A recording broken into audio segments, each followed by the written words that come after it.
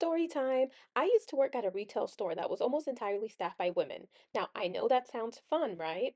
But wrong. It was one of the most toxic, cattiest environments that I have ever been in. To this day, I still get stress dreams from that place. But it wasn't just coworkers and management that made it a nightmare. The real chaos was the shoplifters. We had everything from high schoolers trying to sneak in lip glosses and perfume to organized retail crime groups, adults with a system coming in, 4 to 8 of them at a time, empty tote bags slung over their shoulders like it was a planned heist. And the crazy part, the company had this incentive program where you would get audited every 6 months and you would get a bonus if your theft numbers were low, but if they were high, no bonus. So they would train us to prevent theft, but told us to not actually do anything about it, just observe and report. Basically, they wanted us to stop people from stealing without ever saying it out loud. So they weren't legally responsible if things went sideways. And if they did, they would just fire you. We learned pretty quick how to spot a shoplifter. Now, let me give you the list. Number one, shifty eyes. They were always casing the place, scanning for blind spots or checking how many employees were around. Number two, avoiding eye contact. Weirdly, the less you acknowledge them, the more bold they get. They didn't want to be seen. The moment you made eye contact or greeted them, it would throw them off. Number three, big empty bags, giant tote bags, huge purses that were obviously empty walking in and obviously full walking out. Bonus red flag, baggy clothes. Number four, hostile from the jump. If you said hi, welcome in, they instantly got rude or accused us of profiling. Yeah, that was a sign. Real customers don't usually come in mad for no reason or are mad that you greet them. Number five, coming in pairs or groups. One would shop, the other one, and that shop has quotations, and the other one would just stare at the employees, watching our every move. One time, one of the girls literally followed us around while her friend shoved lipsticks into her purse. Number six, the fitting room trick. They'd pretend to try on clothes, but would stuff perfumed or lipsticks in between the hangers. They would put items into the clothing that they were about to try on. And whenever we would grab their items, they were hesitant to release them just in case one of those items would fall out. And that's how we knew they were trying to steal stuff in the fitting room. Number seven, trying to distract employees. So, do you have this in the back? Can you check the other stores? Is there a manager you can call? One of the things that I would find odd was that couples would come in and you could tell they were on a date night because they would come in dressed up, but then the wife would have like a big empty tote bag. And again, just having an empty purse doesn't mean you're stealing, but it's the way that you act because they would come in, we would greet them, we would say, "Hey, welcome, anything we can help you find?" No. And then just bolt into another room and start with the shifty eyes, checking to see where every employee was. Now, personally, because I was one of the managements at the store, my job was to roam around the entire store. Other employees would get stationed into rooms, meaning like that was their room. And if they needed to leave the front, they would have to say over the headset, like, hey, I need to go check if this is in the back. Or sometimes we would have employees in the back and we would ask them on the headset, hey, can you check if this is in the back? That way we would never leave our stationed area. So I would go and approach the couple. And of course, the wife was already shoving lingerie into her bag. I walked up to her. I said, "Hey, do you want to try those on? Like we just got those in. They're on a really good deal, just, 50 bucks, whatever." And that would always catch them off guard because one, I'm not accusing you of stealing, which we were not allowed to do. Even if they were stealing, we were never allowed to accuse them of stealing. So I would just ask them if they wanted to try the items they were shoving into their purse. And of course, right away, she'd be like, "Oh, yeah, I was going to come find you to try it on, whatever, whatever." So they would go try it on. And then out of embarrassment, they would be like, "Okay, yeah, no, it didn't work. Thank you." And they'd leave. But I always found it really odd, like as a couple to go in and to steal. And people did that quite a bit. So it's not like a once and a couple here and there. It was quite a bit that people did that. Anyways, I had this guy who was very persistent and he hated me, and he was so mean to me, but that never stopped me from approaching him because one thing about me, I'm gonna get my bonus. So he would go grab bras to try them on, and he would try different things every time, but I would catch him every time. So I remember he had grabbed a bunch of bras and he's like, I need to try these on now. And he thought that being mean to me was gonna be like, oh, okay, someone's back there. I was like, oh, okay, yeah, let me take you back there. Let me get you a fitting room. So then I'm about to open the fitting room door. I turn around and I grab the bras right from his hand. Before he could do anything, I grabbed them and the perfume falls out from the cup of the bra. And he was so pissed and he cussed me out and he said, "You effing B, you're this and that. And how effing dare you snatch things from my hand?" Now, I didn't snatch it from his hand. He just wasn't expecting me to grab the bras from his hand because he was being so rude to me.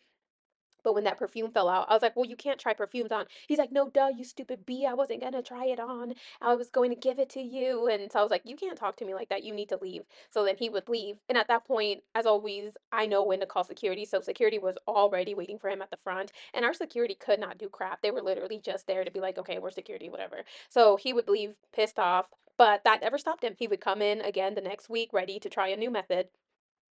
The worst people were the ORC group.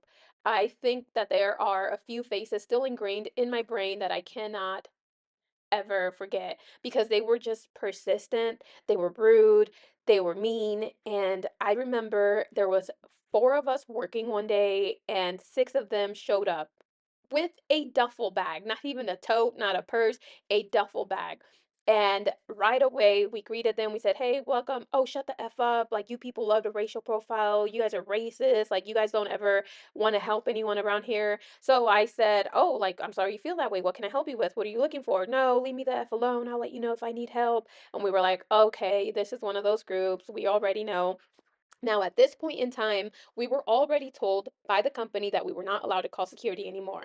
Great. We're not allowed to call for help anymore. We're not allowed to call any other stores to let them know that we're being hit by an ORC group. Because the way it worked is that when they would hit our store, they usually hit the second store and then the third store.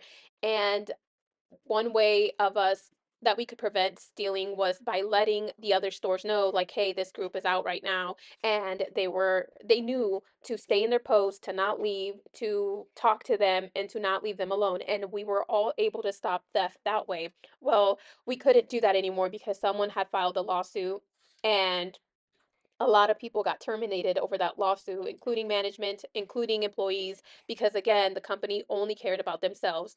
And so then I pretty much had to deal with this team, well, our store did, had to deal with this ORC group that had came in, and they were mean. I mean, they went to a corner where we had all these new sweatshirts, sweatpants, and they instantly started filling up the tote bag just right, like not right in front of us, because four of the girls stood right in front of the girl that was stealing and just stared us down and started cussing at us, saying that we were accusing them of stealing while they were stealing. And so we didn't move. We just stayed there and we're like, okay, well, sorry you feel that way. We're just here to help. Like, let us know if you want to try on any of that stuff that you're putting in your duffel bag. And then they laughed and they were like, okay, B. And again, they're cussing us out the entire time. We can't do anything but sit there and take it. We can ask them to leave, but they're not going to leave either. At so then I remember one of the girls that was working just got so bold, and when they set the duffel bag down to grab more stuff, this employee, I love her, I still think about her. She walked right up to the duffel bag, picked it up, and took it to the back of the register. And she goes, okay, when you guys are ready to check out, we'll have it right there. And they were so stunned. Like, they were so stunned. They looked shocked and they looked at each other, confused, and they looked at each other and they cussed her out and then they walked out. And that was a really good day for us. We were so happy that we were able to retrieve all of that. And mind you, they probably took, or they had shoved like six, seven outfits in there. And that was like, what, maybe $350 just with those seven outfits that they had in there. And so it was a lot of money. Like, it racks up fast because a sweatshirt alone will run you anywhere between 50 to $80. The sweatpants are the same way. So it would get expensive. And um another time was two girls came in, same MO, empty duffel bags, very hostile from the start. This was early in the morning, and I remembered I had called security, even though we weren't supposed to. I called security because I was like, yeah, I'm not. There was only two of us working, and the one other employee was the cashier. So she was at the register checking somebody out. And so it was just me with these two girls that were right off the bat really rude, really mean. And they were just filling up their totes. Like, one of them was talking to me, but the other one went behind a I don't want to give it away, but she went right behind another fixture and she was hiding back there, shoving stuff in her duffel bag. So I let the cashier know to call security. When these two girls found out that we had called security, they were pissed. They instantly started to fill up their duffel bag, like right in front of me. And I said, oh, did you need help? She's like, F you, get the F away from me, whatever. Mean. Shoving stuff in her purse, in her, bags. And security shows up. They run right past security, run out the door, and they're running down towards the exit of the building we're in, and security is chasing them. They turn around, pepper spray security, get in their car, and leave. And so we had to report that. We had to call a phone number where we would make a report of what was stolen, how much we think it was, and then we had to write a report on what we could have done differently. That was probably the worst part is after every incident, even though I was management, obviously I have management above me, and it would always come down to what could you have done differently? What could you have done better? How can you prevent this from happening again? Like, what? Like, it was just dumb questions, dumb paperwork. It always fell back on us. I'm just curious, like, what would you have done? And do you have a job that gives you nightmares? Let me know in the comments. And if you want more retail horror stories like this, just say the word. Anyways, thanks for watching.